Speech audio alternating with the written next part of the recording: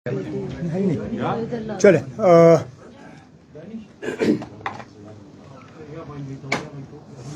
मैं आप तमाम मीडिया के दोस्तों का इस प्रेस कॉन्फ्रेंस में खैर मकदम करता हूं। दरअसल हुकूमत के 1 साल मुकम्मल होने के बाद रिवायतन इस तरह के प्रेस कॉन्फ्रेंस और अखबारों के ज़रिए इश्तिहार में हुकूमत की कारकर्दगी के बारे में एक रिपोर्ट दिया जाता है, लेकिन इस बार बडगाम और नगरोटा के बाई इलेक्शन के वजह से ना इश्तिहार देने की इजाज़त और ना ऑफिशियल लेवल पे प्रेस कॉन्फ्रेंस बुलाने की। तो इसलिए ये प्रेस कॉन्फ्रेंस SKICC में इंफॉर्मेशन डिपार्टमेंट के तरफ से नहीं, बल्कि यहाँ होटल में नेशनल कॉन्फ्रेंस के हवाले से, सिर्फ इसलिए क्योंकि मैं नहीं चाहता था कि आप लोगों को लगे कि बडगाम का बहाना बनाते हुए हमने आप लोगों से ना मिलने का फैसला लिया। ना मैं ये चाहता था कि हम बडगाम और नगरोटा का इंतज़ार करें और फिर मिलें, क्योंकि उसका फिर कोई ख़ास मायने होता नहीं। अब मैंने शुरू में कोई लंबी चौड़ी बात करनी नहीं है, क्योंकि मुझे लगता है कि लगभग सारे इश्यूज़ जो मैं अपने ओपनिंग रिमार्क्स में टच कर लेता वो कहीं ना कहीं आपके सवालों में आ ही जाएंगे। तो बजाय ये कि मैं 15-20 मिनट आपके ज़ाया करके यहाँ तकरीर करूँ, बेहतर यही होगा कि मैं तनवीर से गुजारिश करूँ कि वो आप में से एक एक को आइडेंटिफाई करके आपको सवाल पूछने का मौका दें। जिस तरह तनवीर ने कहा, आप लोग मेहरबानी करके एक ही पूछ लीजिए, और अगर उसके बाद एक राउंड पूरा करने के बाद अगर वक्त रहा तो फिर कोशिश की जाएगी कि दूसरा राउंड कर लें, लेकिन फ़िलहाल आप लोग शुरू कर लीजिए और एक एक सवाल पूछ लीजिए। सर, मेरा सवाल है, हालांकि सबका सवाल ये होगा कि जो मच अवेटेड है, जो कैंडिडेट्स अभी आपने नॉमिनेट नहीं किए हैं, तो उनका नाम कब तक जाहिर करेंगे आप? और दूसरा, जो नगरोटा बाई इलेक्शन है, तो वहां पर कांग्रेस के साथ कोई शराकतदारी हुई है क्या? वो सीट ऑफ ब्रैकेट छोड़ेंगे? अभी तक तो एक आध कैंडिडेट के अलावा कहीं पर भी कैंडिडेट का ऐलान नहीं हुआ है। जहां तक मैं जानता हूं, बीजेपी ने शायद एक कैंडिडेट का ऐलान किया, लेकिन उसके बाद मैंने कहीं सोशल मीडिया पे पढ़ा कि उनके घर वालों ने कहा कि इनका नाम कैसे इस्तेमाल हुआ, ये तो उस तंजीम के साथ ताल्लुक़ भी नहीं रखते। अब सही क्या है गलत क्या है वो मैं नहीं जानता हूँ, लेकिन हमारे पास अभी हैं 2-3 दिन। पार्टी में मशवरा चल रहा है, बातचीत चल रही है, और मुझे लगता है अगले 24 घंटे या 48 घंटे में हम अपना उम्मीदवार आपके सामने पेश करेंगे और वो अपने नामजदगी के कागज़ जो हैं भरेंगे। जहाँ तक नगरोटा के हवाले से आपने सवाल पूछा, ये सही है कि पार्टी के तरफ से फॉर्मली कांग्रेस को हमने अप्रोच किया है कि अगर वो नगरोटा का सीट लड़ना पसंद करेंगे तो वो हम सीट उनके लिए छोड़ने के लिए तैयार हैं। इस बात के बावजूद कि पिछली बार 1 साल पहले ये सीट हमने लड़ी थी, और जब 2014 में असेंबली इलेक्शन हुए थे तब नेशनल कॉन्फ्रेंस के हवाले से ये सीट जीती गई थी। लेकिन क्योंकि हमारा अलायंस है कांग्रेस के साथ और हम चाहते हैं कि जम्मू में उनका एक अच्छा खासा बेस बने, तो अगर वो जम्मू में इलेक्शन लड़ने के लिए तैयार हैं, हमें कोई एतराज़ नहीं होगा। न सिर्फ हम उनके लिए सीट छोड़ेंगे, बल्कि पूरी मेहनत करेंगे कि वो वहाँ से कामयाब हो जाएं।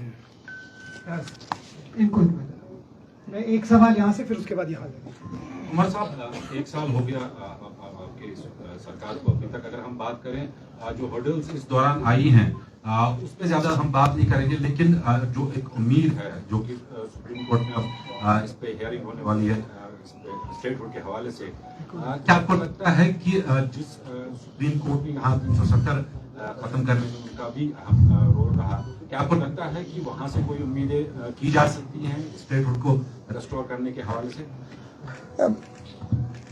उम्मीद तो हमें करनी चाहिए, लेकिन ये भी दुरुस्त है कि जिस तरह स्टेटहुड को कहीं ना कहीं पहलगाम के साथ भी जोड़ने की कोशिश की जा रही है, वो जम्मू कश्मीर के लोगों के साथ सरासर नाइंसाफ़ी है। क्योंकि पहलगाम में जो हुआ उसके लिए इलेक्टेड हुकूमत कसूरवार नहीं है। जम्मू कश्मीर के लोगों ने भी उसका साथ नहीं दिया। जो लोग पहलगाम के हमले के जिन पे पहलगाम के हमले का इल्ज़ाम लगा, जिनको फिर उसके बाद एनकाउंटर में मारा गया, उनमें से कोई भी जम्मू कश्मीर से नहीं था, सब बाहर से थे। तो इन सब चीज़ों को लेने के बाद अगर कि ये फिर बात आ जाती है कि स्टेटहुड पे बात करने के दौरान हमें पहलगाम का भी सोचना चाहिए, तो मुझे लगता है हमारे साथ सरासर नाइंसाफ़ी है। जम्मू कश्मीर के लोगों के साथ चलिए सियासी मैदान में जो बात हुई मैं उस पर नहीं जाऊंगा। कम से कम पार्लियामेंट में और सुप्रीम कोर्ट ऑफ इंडिया में बार बार ये कहा गया कि 3 step process, delimitation, election, statehood. उस स्टेटहुड में ये नहीं कहा गया कि कोई इफ्स होंगे, बट्स होंगे, ये होगा वो होगा। कहा कि ये 3 कदम है, 2 कदम मुकम्मल हो गए, तीसरा कदम अभी बाकी है। अब हम उम्मीद करेंगे कि वो जल्द से जल्द पूरा हो जाए और यहाँ की हुकूमत को पूरी तरह से एम्पावर किया जाए ताकि हम अपना काम जो है पूरा कर सकें। फरदौस इलाही फ्रॉम जेके न्यूज़ टुडे। क्योंकि आपने परसों जो जम्मू में प्रेस कॉन्फ्रेंस की थी उसमें क्रिटिसिज्म काफ़ी ज़्यादा हो रहा है मीटर्स को लेकर, तो उस पर क्या आप कुछ डिपेंड करेंगे? क्योंकि यहाँ पर देखिए ना, यहाँ पर आपने जो इलेक्शन से पहले वादे किए थे कहीं ना कहीं उसमें ना हमने, आप हमारा मंशूर देखिए ना, अब हमने कहीं मंशूर में मीटर्स को निकालने की बात नहीं की ना, कहीं पे भी नहीं। और मेरा न सिर्फ मेरा अपना ये मानना है बल्कि डिपार्टमेंट और लोगों के तरफ से भी ये रहा है कि कई जगहों पे जहां अग्रीमेंट छोड़ के मीटरिंग हुई है वहां लोगों के बिजली के बिल कम हुए हैं, मीटर लगने से बिजली का सप्लाई बेहतर हुआ है। और सबसे बड़ी बात, हमने जो अपने मंशूर में वादा किया है 200 यूनिट्स का, वो तभी मुमकिन होगा जबकि हम मीटर लगा के वो यूनिट मेजर कर सकें। अग्रीमेंट पे अगर आज मैं 200 यूनिट की बात कर भी लूं तो जिन लोगों के घर में मीटर नहीं लगे हैं उनको ये लागू ही नहीं होगा, क्योंकि हमें पता नहीं है उनके घर में कितने यूनिट बिजली जा रही है। तो क्रिटिसिज्म जिन लोगों को करना होता है वो तो रिवायतन कर ही लेंगे, लेकिन मेरी हमेशा ये कोशिश रही है और पहले दिन से हमारी कोशिश रही कि मीटर लगाने के बाद सप्लाई में खराबी नहीं, सप्लाई में बेहतरी आनी चाहिए। लोगों को पहले बेहतर निज़ाम मिले, उसके बाद मीटर मिले। और पिछले साल सर्दियों के बाद, सर्दियों को लेके आप सबों ने देखा ना, आपके डिपार्टमेंट के तरफ से मुकम्मल कोशिश हुई कि बिजली के सप्लाई में कम से कम जो है कटौती हो, कम से कम सिस्टम जो है वो बंद रहे। इस दौरान जब फ्लड्स हुए पिछले महीने, उसमें भी डिपार्टमेंट की मुकम्मल कोशिश रही कि बिजली का सप्लाई जो है जल्द से जल्द दोबारा रिस्टोर हो। तो मैं फिर इस बात पे आता हूँ कि जिनको क्रिटिसाइज करना है वो करें, मुझे उससे कोई घबराहट नहीं। मेरी यही कोशिश है कि लोगों को कम कीमत पे बेहतर सप्लाई बिजली का मिले और जो हमने अपने मंशूर में वादा किया है उसके लिए इंफ्रास्ट्रक्चर तैयार हो ताकि दोनों 200 यूनिट जो है नापे जाएं और उसके बाद हम इस वादे को पूरा कर सकें। एक सेकंड, अब आपको किसी ने बुलाया नहीं ना, जब आपको बुलाया जाएगा तब। उमर साहब, Shakir Shabbir Bhatt from the mandate news. आपने जम्मू प्रेस कॉन्फ्रेंस में रिमार्क्स दिए कि आपके रिश्तेदार है गुपकार रोड थे, उन्हें भी स्मार्ट मीटर लगा के है, लेकिन जिन लोगों ने वोट दिया उनमें गरीब आवाम भी है। गरीब आवाम ये सवाल पूछना चाहता है, इलेक्शन से पहले ये क्यों नहीं कहा गया? इलेक्शन से पहले अगर आपको भी याद होगा ये कहा गया कि असेंबली इंतखाबात होने दीजिए, फिर देखते हैं कि कौन और कैसे स्मार्ट मीटर्स लगा सकते हैं। तो इस बारे में आपका क्या मैंने अभी जवाब दिया। आप क्यों अपने साथियों का वक्त जाया कर रहे हो ना? उमर साहब आप वही गरीब सवाल आवाम कर की रहे हो। बात है। चलिए आगे ना। उमर साहब गरीब मैंने आपसे पहले ही कहा ना, गरीबों को लेके हमारा ये तजुर्बा रहा है कि जो लोग ईमानदारी से अपने लोड का असेसमेंट कराते हैं, जिनमें सबसे ज्यादा गरीब लोग हैं, उनके बिजली के बिल स्मार्ट मीटर लगने के बाद कम हो जाते हैं, बढ़ते नहीं हैं। बिजली का सप्लाई बेहतर होता है। और जिन गरीबों की आप बात कर रहे हैं, उनको हम ये 200 यूनिट जो है पहुंचाना चाहते हैं, लेकिन बिना मीटर के 200 यूनिट नहीं पहुंचेंगे। ये सारा जुड़ा हुआ है। बिलें कम हो, लोगों के ऊपर दबाव कम हो और बेहतर सप्लाई हो, यही हमारी कोशिश है। और इस कोशिश में काफी हद तक जो है हम कामयाब हो गए हैं।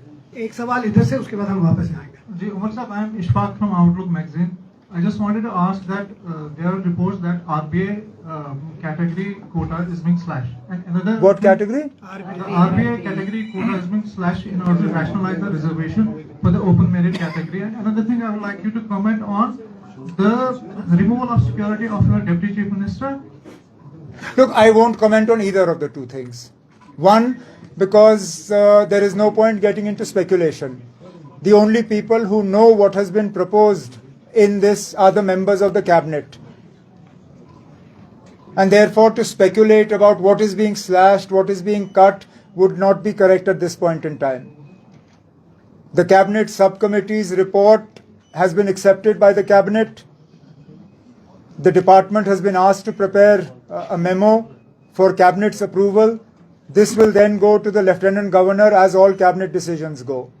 And therefore, for me now, before the memo has even reached the Lieutenant Governor, to start discussing the contents of that memo would be incorrect. So that is one. Secondly, as far as the security of the Honorable Deputy Chief Minister is concerned, that is for the police to answer. How is it that for a year there was a threat and suddenly the threat has disappeared? On what basis was he given this level of security for 1 year and now that security taken away? I am not the Home Minister of Jammu and Kashmir. I do hope that in the not too distant future, all those powers will be restored to us. But for now, this is a question, perhaps on the 21st of October, Police Martyrs Day, when you're all at Zevan, the DG will be there. Please ask the DG to comment on the security, or when you meet the Lieutenant Governor, because he looks after security and law and order. Please ask them to comment on the security of the Deputy Chief Minister. Sir मैं आकिब हूँ जेके media group से। Sir कुछ ही दिनों के बाद अब यहाँ पे असेंबली सेशन लगने वाला है। कल ऑनरेबल स्पीकर ने एक मीटिंग ली है जर्नलिस्ट्स की, लेकिन उसमें बताया गया कि जो भी एग्रीडेटेड जर्नलिस्ट है उनको एलोक किया जाएगा, लेकिन कहीं सारे यहाँ पे भी हैं जो नॉन एग्रीडेटेड जर्नलिस्ट हैं। पिछले बार यहाँ पे सेशन हुआ तो सबों को एलोक किया गया है जिसने अप्लाई किया था, लेकिन इस बार डिस्क्रिमिनेशन क्यों है? चलिए, आपके तरफ से हालांकि ये बात आपको स्पीकर साहब से करनी चाहिए थी, लेकिन अब आपने ये बात उठाई तो आपके तरफ से as leader of the house मैं स्पीकर साहब तक ये बात पहुंचा दूंगा और उनसे गुजारिश करूंगा कि जो पिछले श्रीनगर के सेशन में जो रहा, जो जम्मू के सेशन में रहा, बजट सेशन में, वही यहाँ श्रीनगर के सेशन में रहना चाहिए। क्योंकि यहाँ स्पीकर ने पहुंचेगा, आप प्लीज पूछिए। जस्ट 1 मिनट जी। सर आपने अभी बताया कि 200 यूनिट हम तब दे सकते हैं जब मीटर्स लाएंगे, तो सम एक्शन ये सही बात है कि कैसे हम मेजर करें। रही बात, अब मैनिफेस्टो में आपने सर बताया था कि हम 12 गैस सिलेंडर्स खरीदेंगे हर महीने के और राशन भी देंगे 10-10 kg। सर व्हाट अबाउट करेंगे ना, करेंगे। There are certain difficulties in our way. We are committed to implementing our manifesto. We have made a start in a number of areas where we had made promises to the people. As I have said before, and I will continue to maintain, our manifesto was for 5 years. It was not a 6-month manifesto. It was not a 1-month manifesto, not a 1-year manifesto. We are committed to our manifesto, and inshallah, over time, we will fulfill it. What we have been, as a neutral observer, what we have been seeing, that the statehood seems to be... You actually have neutral observers amongst you. No, I'm not. You are, but chaliye, that's a conversation for another day. Bolo. This statehood seems to be Well, of course it's elusive. If it had not been elusive, we would have had it by now. The question that follows is, will you join hands with BJP to get it? No. No. And I think if the BJP, if that is the deal that is to be struck with the people, then the BJP should be honest. Because the BJP in its manifesto or in its promises to Parliament and to the Supreme Court never said that statehood is dependent on the BJP coming to power in Jammu and Kashmir. If that is the case, then I think the BJP should be honest. They should tell us that so long as there is a non-BJP government in Jammu and Kashmir, you will not get statehood. Then we'll decide what we want to do. But tying up with the BJP or an alliance with the BJP is out of the question. We've already seen how much that has destroyed Jammu and Kashmir. An unnecessary alliance between the PDP and the BJP was born in 2015. We are still suffering the after effects of that. I have no intention of repeating mistakes that other people have made. This is Mosum from EQE Bharat. National Conference bagged 35 seats in the last year election, and including 8 seats from Srinagar alone. But none of the legislators from the 8 constituencies in Srinagar were inducted in the Council of Ministers. So there's a growing perception that the National Conference is ignoring or sidelining its core base in the valley, including Srinagar. How would you like to respond on this?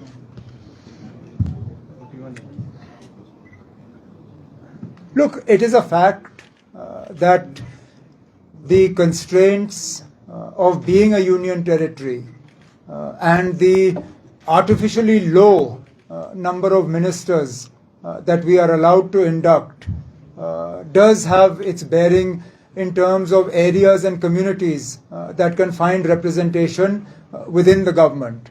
That said, this belief that unless you're a minister you can't work for an area is incorrect.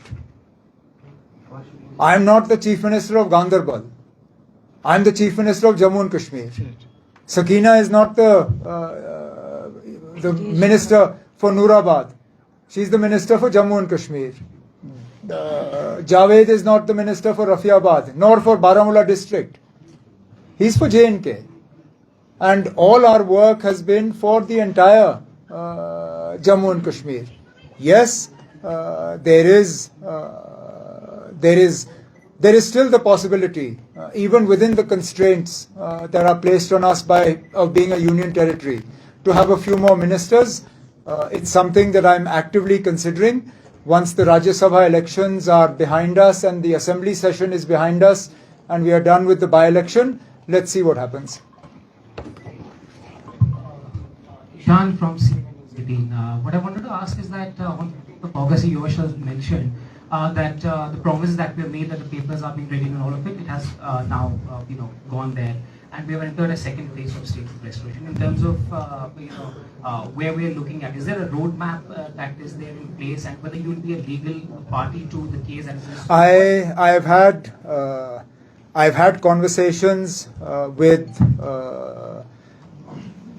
very senior lawyers, both in J&K as well as in Delhi, about the possibility of becoming a party to this case as Chief Minister of Jammu and Kashmir, because I don't think anybody else understands the disadvantages that we are put to by being a union territory than I do, because I'm the only person in the entire country with the experience of being both Chief Minister of a state and Chief Minister of a union territory. So this is something that is actively being discussed with a legal team, and based on their opinion, there is a possibility that as Chief Minister, I will make myself a party to this case. The Solicitor General last time told the Supreme Court that there's a consultation happening between the state government and the union government. Yeah, I read that. Is there any consultation that's taken? Like I said, I read that in the report from the Supreme Court. And sorry, this was consultation regarding statehood, right? Yes. Yeah, I mean, as I said, the first I heard about this was when the Supreme Court was informed about this. Nasir. All major cases of the government or with the High Court or other courts. What has led the government not to appoint that? Oh no, we have. I know what you're saying. I'm saying in recent case of the Gulmarg No, case, no. the Advocate General. Can I know what your question is, so let me save you time. We appointed an Advocate General. We appointed one within days of coming to power. In fact, we asked the existing Advocate General to continue. He was stopped from attending work. Now, why he was stopped from attending work, I don't know. But he was categorically told not to attend office. So as of now, technically we have an Advocate General. The Advocate General just hasn't been allowed to work. Now, I believe, and this is where sort of the absence of clarity on our business rules, I believe that the authority to appoint an Advocate General is with the elected government. There are some who disagree. But we continue to press this case. We are also pressing for clarity on the business rules that were cleared by the Cabinet in March of this year. Hopefully, when those go ahead, we will be able to address this. But the absence of an Advocate General is not good for us. He is the legal face of the government. We are probably the only state or territory in the country that doesn't have an Advocate General who attends court. It's only the AAG who does this. And even there, oftentimes I think the AAG is confused as to where he should take his instructions from. एक दो सवाल यहाँ से लेते हैं, उसके बाद जी। उमर साहब, मैं शफीक फ्रॉम देशबंधु। आपकी जो मुखालिफत जमात से है वो आपके ऊपर इल्जाम तनस करते हैं कि ये जो भी वादे करते हैं स्टेट फूड की बहाली को लेकर या धारा 370 को वापसी को लेकर, आप मुझे ये बताइए ना, हम इसमें पीछे कहाँ रहे?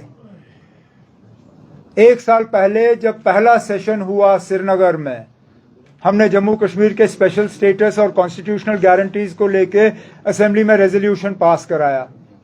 वो रेजोल्यूशन हमने मरकज की हुकूमत को भेजा।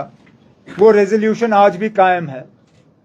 उसको ना डिसमिस किया गया, ना रद्दी की टोकरी में फेंका गया। कभी ना कभी इस हुकूमत के साथ नहीं तो इसके बाद जो हुकूमत आती है उस हुकूमत के साथ वो बहस या बातचीत के लिए एक बुनियाद बनती है। हुआ जम्मू कश्मीर के खसूसी दर्जे के बारे में, जहां तक स्टेटहुड के हवाले से हमने बात की, पहले कैबिनेट मीटिंग में स्टेटहुड की बहाली का पहला रेजोल्यूशन वहां से पास हुआ। मैंने खुद दिल्ली जाके वजीर आजम साहब के हाथ में डाला। हुआ वो वादा भी हमारा पूरा। लेकिन ये इल्जाम बदकिस्मती से वो लोग लगाते हैं जो अपना सबसे बड़ा धोखा भूले नहीं। उन्होंने 2014 में वोट मांगे बीजेपी को बाहर रखने के लिए, और फिर इलेक्शन के नतीजे आने के फौरन बाद बीजेपी के साथ उन्होंने हाथ मिलाया। अब उतना बड़ा धोखा करने वाले लोग हमारे ऊपर इल्जाम लगाएं, मुझे लगता है वो थोड़ा सा गलत है। आप पूछिए, उसके बाद हम यहाँ जाएंगे। Sir, I have one question regarding Budgam. 1977 से बडगाम कॉन्स्टिट्यूंसी जो है उसे Jammu Kashmir national conference represent कर रही है और वो आपका स्ट्रॉन्ग होल्ड रहा है वहाँ। अगर वहाँ के सीनियर लीडर की बात करें आगा सैयद महमूद, न कि उनके घराने के साथ या जो भी उनकी फैमिली है उनके घराने के साथ आपके 7 सेगमेंट्स में वोट जुड़े हैं, चाहे जड़ीबल की बात करें, सोनावारी की बात करें या बाकी जो आप सवाल पूछ रहे हैं या आगा महमूद साहब के लिए मैंडेट मांग रहे हैं? सवाल ये है कि अगर उसके बगैर कोई वहाँ पे कैंडिडेट होगा, क्या आपको लग रहा है कि ये कौन सा सवाल हुआ? आप तो किसी के लिए, आप किसी के मैंडेट की सिफारिश कर रहे हो ना?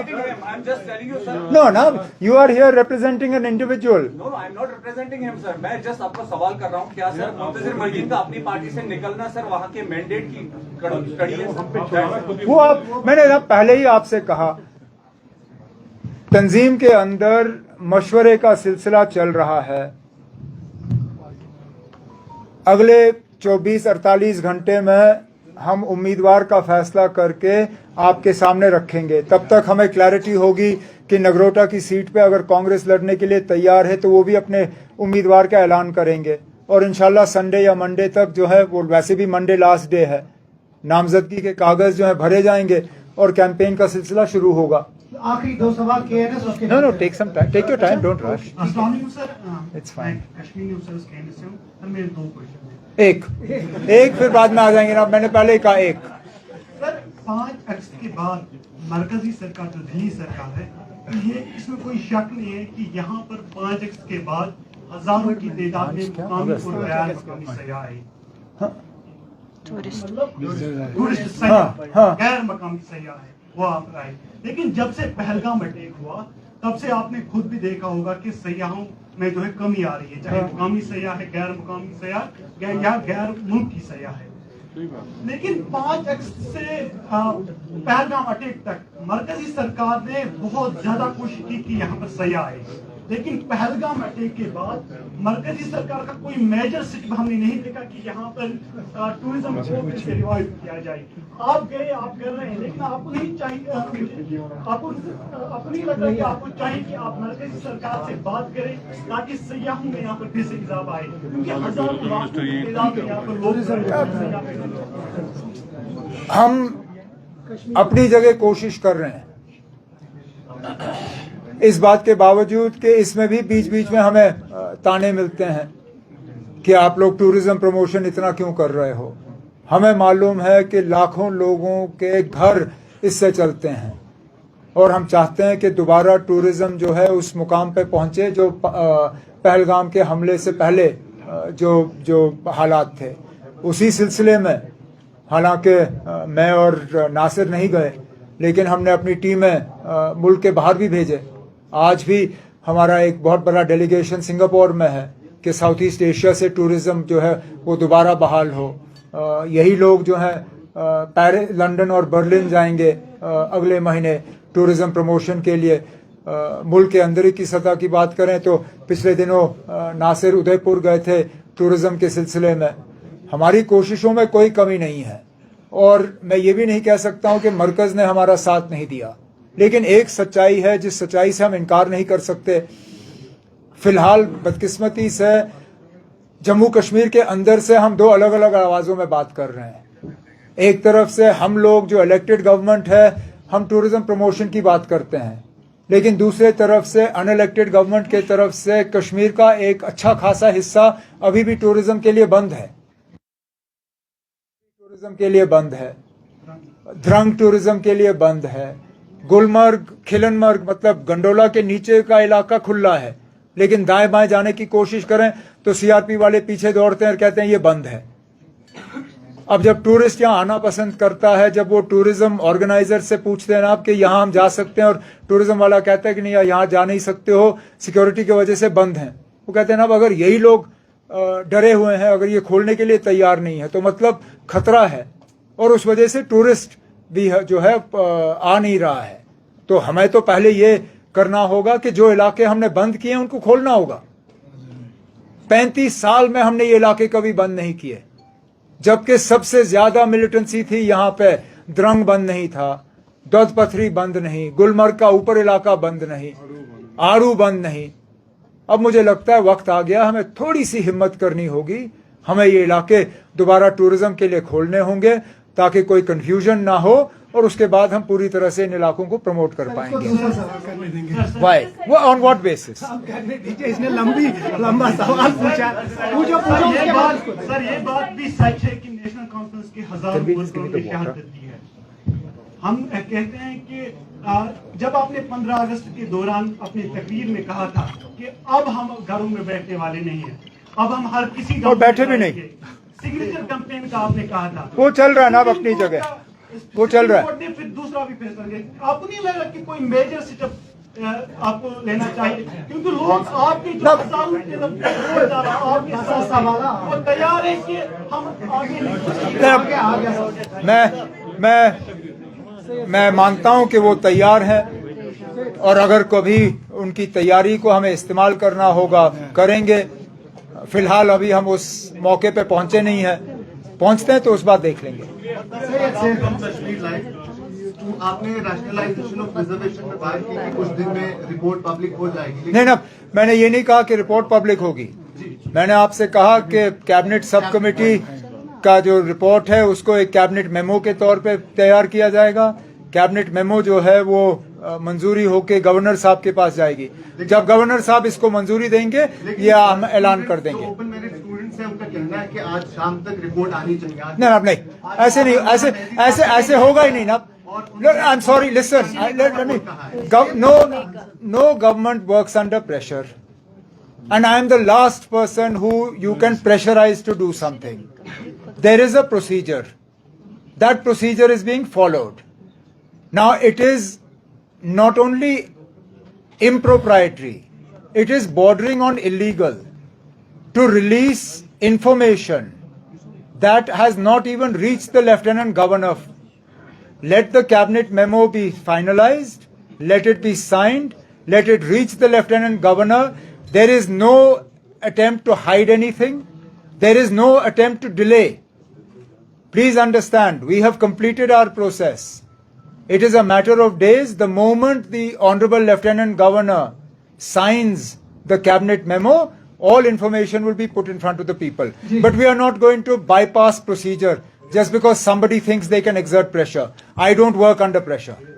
सर मेरा सवाल ये है कि चूंकि बड़गांव में ज़मीनी इंतखाबात हो रहे हैं और रूहुल्ला साहब एक इम्पोर्टेंट फैक्टर वहाँ पे वो नेशनल कॉन्फ्रेंस की मुखालिफ सिमत में जा रहे हैं, क्या कोर कमेटी उनके साथ मुशावरत कर रही है? जैसे 2 दिन पहले चौधरी रमजान साहब ने अंदिया दिया था कि उनकी मुशावरत के बाद ही उम्मीदवार का तयन किया जाएगा। किनके साथ मुशावरत? रूहुल्ला साहब के साथ। अब जो लोग मैंडेट के बारे में तंजीमी तौर फैसला करेंगे, उनका रूहुल्ला के साथ कोई कांटेक्ट है या नहीं है, वो वही बता सकते हैं ना। मेरी उनसे कोई बात नहीं हुई है। जी सर ये बताइए, क्योंकि विधानसभा का सत्र जो है वो शुरू होने वाला है, तो क्या प्राइवेट मेंबर्स बिल जो है, अगर आपको लगता है कि अपोजिशन कोई ऐसी प्राइवेट मेंबर बिल लाएगी जिसमें वेटेज नेशनल कॉन्फ्रेंस के मेंबर से ज्यादा होगा, तो क्या नेशनल कॉन्फ्रेंस मेंबर्स उसको सपोर्ट करेंगे? कोई भी बिल जो है हाउस में आने से पहले स्पीकर साहब की प्रॉपर्टी होती है, और किसी भी बिल को हाउस में लाने का अपना एक प्रोसीजर होता है, और जब जरूरत से ज्यादा बिलें आती हैं तो उनमें फिर ड्रॉ ऑफ लॉट से तय होता है कि कौन सा बिल हाउस के सामने आएगा। मैंने जम्मू में भी इस सवाल का जवाब दिया, मैंने कल कुलगाम में भी इस सवाल का जवाब दिया, मैंने कल अनंतनाग में भी इस सवाल का जवाब दिया, आज फिर इस सवाल का जवाब दूंगा। अगर कोई ऐसी बिल हाउस के सामने आती है जिससे कि जम्मू कश्मीर के आवाम को फायदा होगा, मेरी हुकूमत उसमें कोई रुकावट नहीं बनेगी। लेकिन कौन सा बिल हाउस के सामने आएगा, ये एज मेंबर ना मैं तय कर सकता हूं, ना सागर साहब कर सकते हैं। यहां तो फिर तनवीर सादिक का भी बिल है to bring land grants act back to its original form. अब आपको कैसे मालूम है कि इनका बिल नहीं आएगा, उनका आएगा? अगर तनवीर का बिल आया, वो भी अपने आप में मायने रखती है, because that bill then takes care of all this lease land issue. क्या बाकी पार्टियां इनके बिल को सपोर्ट करेंगे? अभी किसी को नहीं मालूम है ना अब हाउस के सामने कौन सा बिल आएगा, लेकिन वो बिल जिससे जम्मू कश्मीर के आवाम को फायदा होगा, मेरी हुकूमत उसमें कोई रुकावट नहीं बनेगी। Last Naseer, It's okay. आप पूछे। It's okay.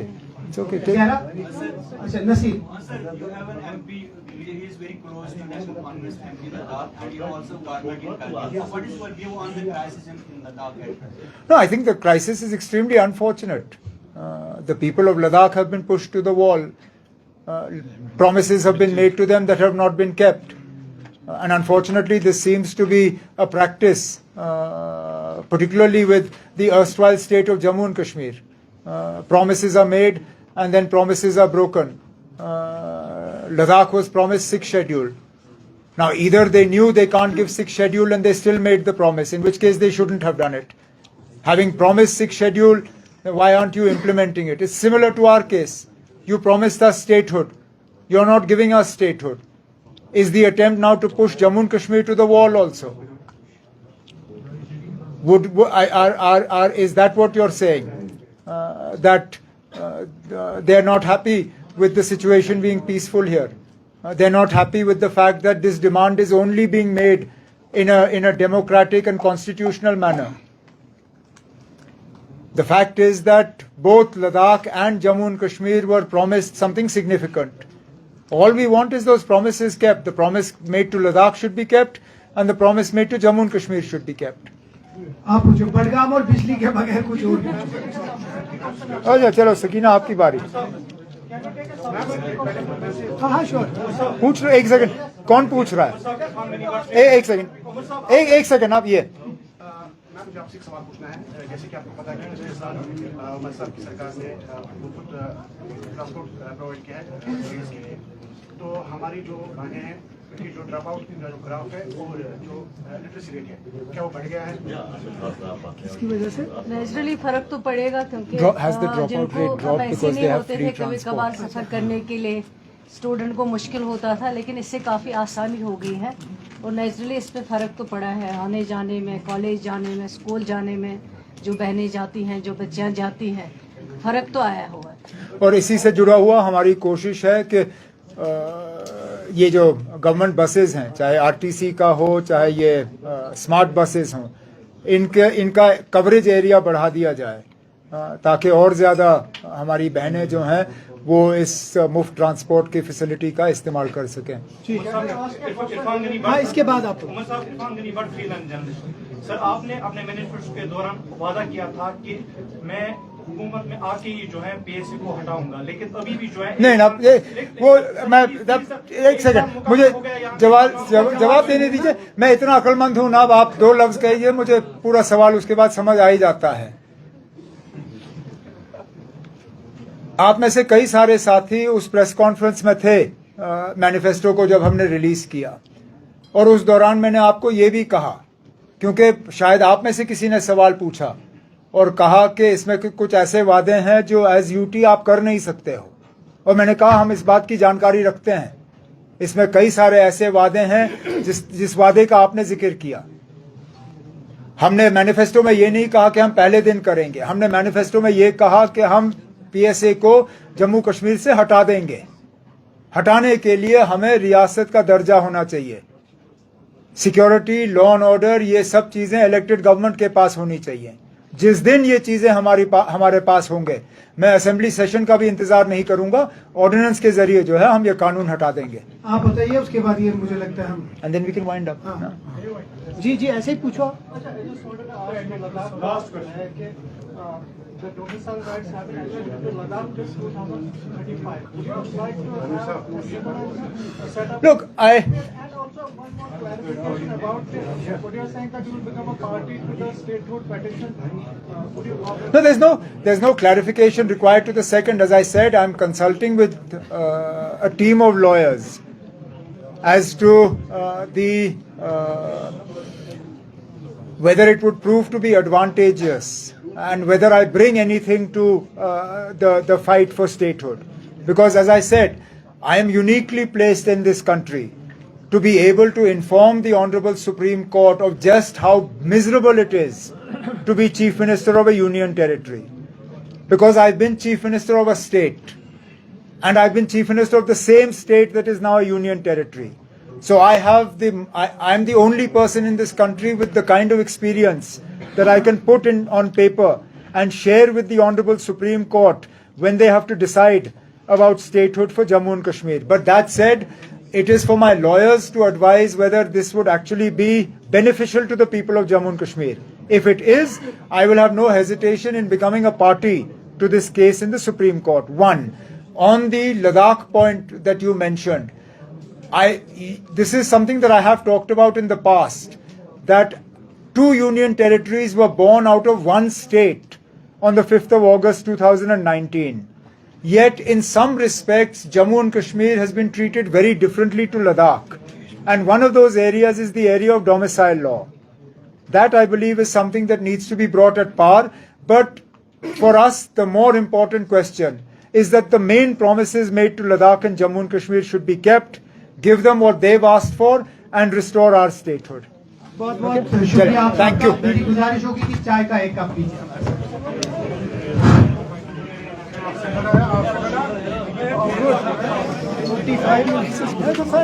Jammu wale to they weren't even happy. In fact, most of them were saying, "Finish it."